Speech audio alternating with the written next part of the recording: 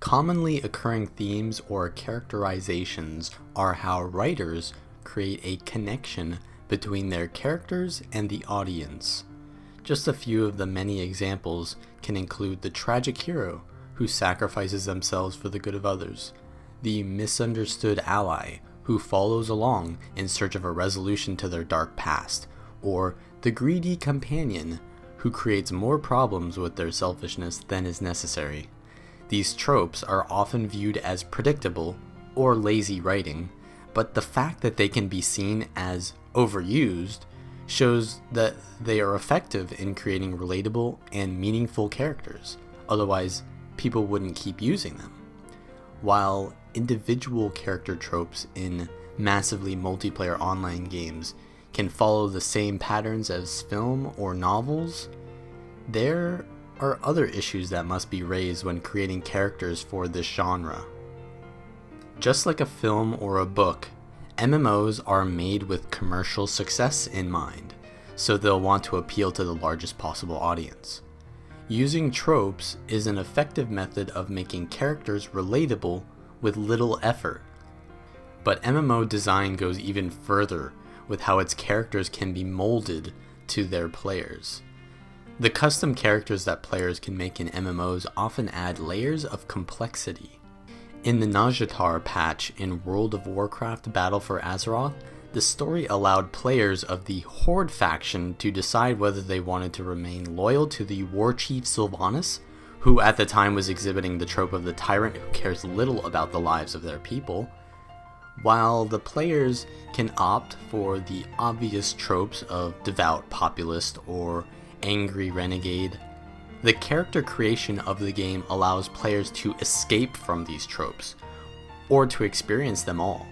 For example, a player who creates a Tauren character may stick with the War Chief Sylvanas because they seek peaceful resolutions to the problem.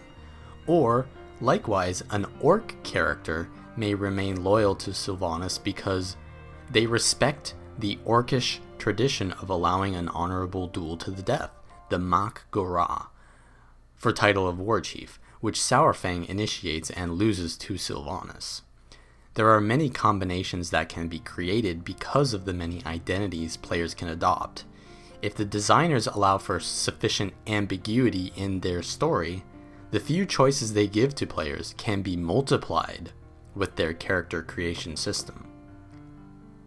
While this is great for the replayability of the story, which is essential to the MMO genre, it does lack the depth that a film or novel would employ for a well-developed band of characters. Often, MMO player characters follow not just a common trope, but a very generic and simplistic one. The player character will usually do whatever is asked of them because that is how the plot progresses towards the script that the developers have created for the players.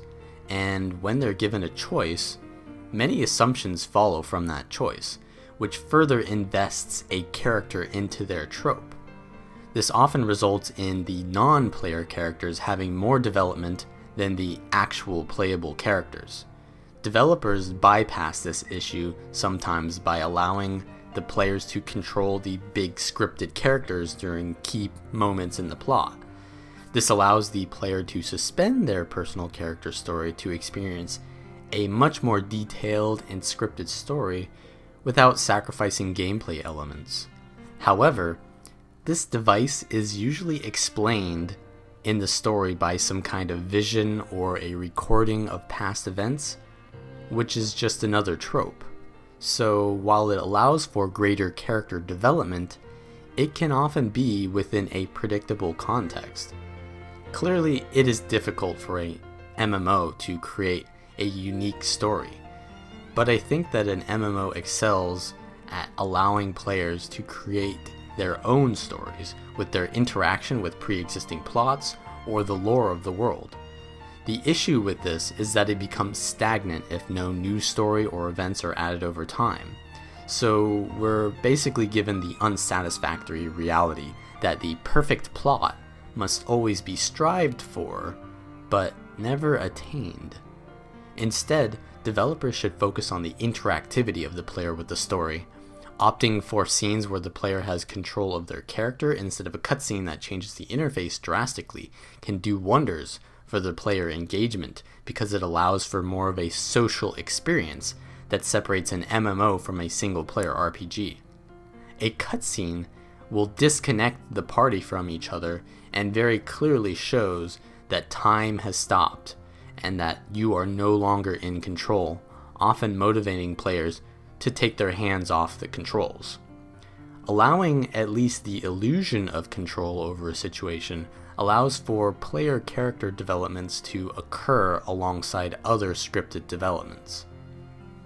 As I mentioned, the story is less important than the player interactions in an MMO, so oftentimes the most meaningful character developments are not with the lore or with the world, but with other players of the game. Often the in-game roles will be associated with similar social roles. The stealthy classes might be particularly played by selfish people, the healer played by someone who would rather follow than take the lead, or the higher DPS classes are played by people who really like getting attention.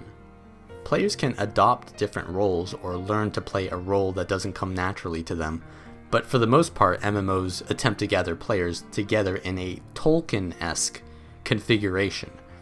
The Lord of the Rings is a major influence to modern games, and in this work, the main party consists of a variety of characters, such as Gimli, the dwarven axe wielder, Legolas, the elven archer, Gandalf, the human wizard, and so on. This diversity of races and professions coming together to reach a common goal has become a trope in itself. This is the balanced party composition that suggests that all are welcome, regardless of their background, and appeals to a wider audience, so long as they fit the party's goals. This is certainly a nice feeling when all of the roles are balanced with each other and equal representation is achieved. However, this diversity can feel a bit forced when optimization leads to an exact composition of this diversity. Rather than playing with players you enjoy playing with, people play with others who fill the roles they need, such as the tank or the healer, if they're a DPS, and if they're a tank, they tend to not want to play with other tanks. Or people end up playing roles they don't enjoy in order to play with players they wish to play with. This issue is more evident in games with a hard class trinity, but in games with more soft trinities, such as Destiny 2 or other first-person shooter MMOs, there is more flexibility to be whatever character the player wishes, because everyone is required to take cover and avoid attacks themselves. Granted, this is all under the premise that they exist within the game's fantasy, which allows for a limited set of characterizations. One of the most compelling MMO interactions has come from the World of Warcraft Alliance and Horde faction conflict. While this is very much steeped in lore, it affects many things the players do, from their in-game race, to their ability to farm materials, to their access to dungeons and raids. Communities also revolve around their allegiance to a faction.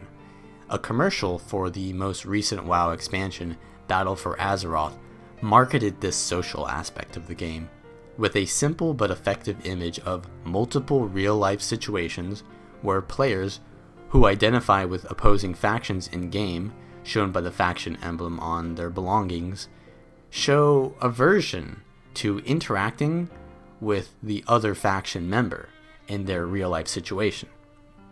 While this does provide meaningful interactions because conflict is the structure of a story, the interaction is also, in a way, antisocial.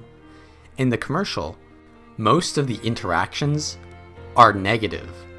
The faction members avoid sitting next to each other or sharing an umbrella.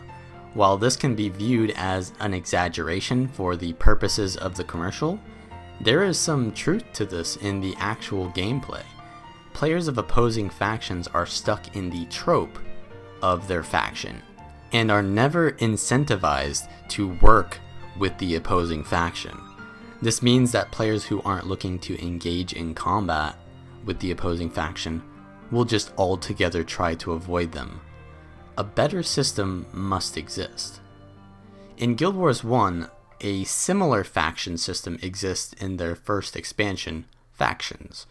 Players travel through the Kurzik or Luxon territory by aligning with either of these factions.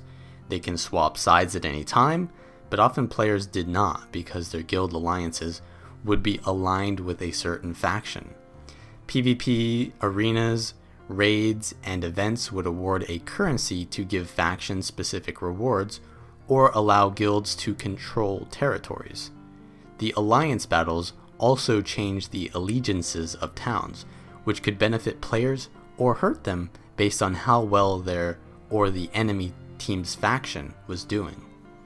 Allowing players to work together while also creating conflict between them is likely the best way to allow players to self-identify. While the Guild Wars Factions model may not have the most meaningful interactions, the World of Warcraft model is too antisocial. Something in between could be better. Maybe the Amazon MMO New World will get closer to this balance of meaningfulness and player interaction, but only time will tell. So, if you like these kinds of genre analysis videos, give the video a like, and subscribe if you want more. This is actually a video topic suggested by one of my Twitch viewers, so if you want, you can check me out there as well. I usually stream Guild Wars 2, and leave a comment below if you have something to add to the discussion. Let me know if there's a better system for characterization in MMOs, or maybe convince me that characterization is not something a designer can influence.